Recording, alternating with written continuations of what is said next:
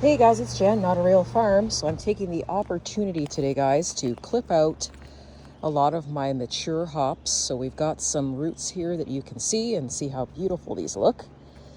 They're going to go into shock a little bit, but it's almost impossible to kill a hops. So what we're doing is, now that I've gotten my fence, we're still working on it.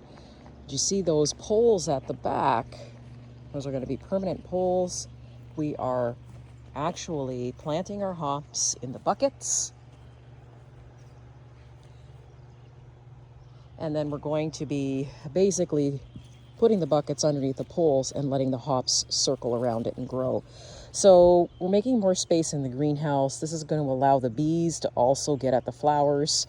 You can see that this hops was actually really mature. It's splitting off.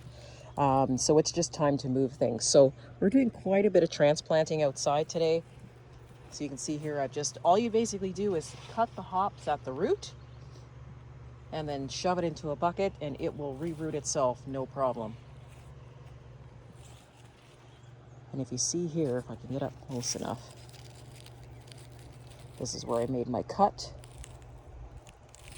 And it was already, these are the roots, but it was already actually producing more hops.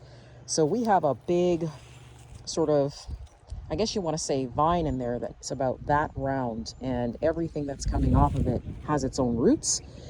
So it was just time, guys, to start splitting this off and growing these outside. When this is done, generally what happens is you cut all of the vines down to the ground where the roots are and cover them for the winter, and experiment and see if they'll grow back. So that's what I'm going to do.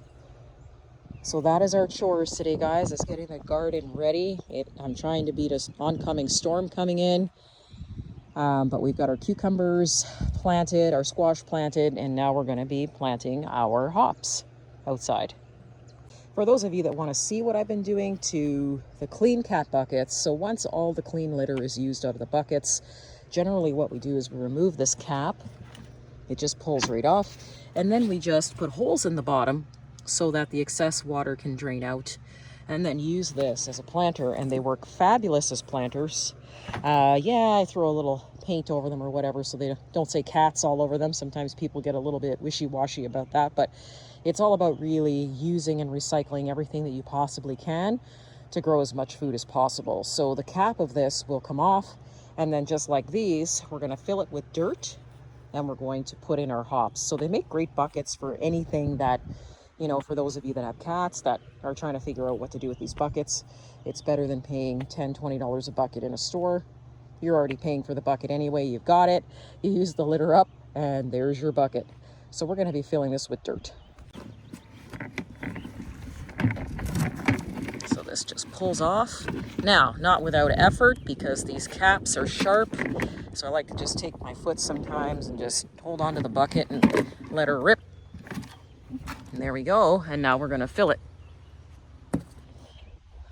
Nice, beautiful black soil. So the plants are going to love this.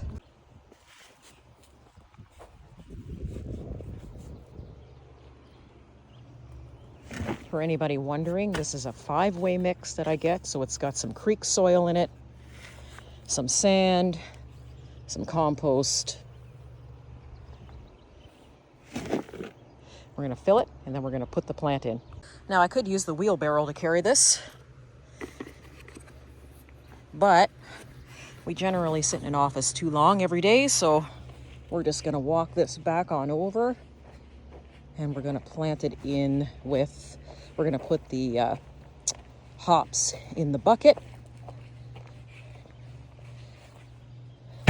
Get a lot of exercise gardening this way. Okay, so here's my hops plant. It's going into shock a little bit. It's kind of wilty. And you're just going to take this and you're going to just shove it down as far as you can, get rid of this bottom piece, and in it goes. And then we're going to grab our hose. I've watered the other two, so now we're just going to give this guy a little bit of water as I have a fly on my arm. And we're going to water this guy.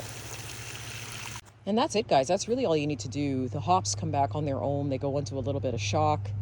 But essentially all you do is just put them somewhere where they can climb, and then you'll be getting hops flowers in no time. But nice, big, beautiful, healthy hops. So I'm really looking forward to collecting the flowers this year. Look at this. See you soon.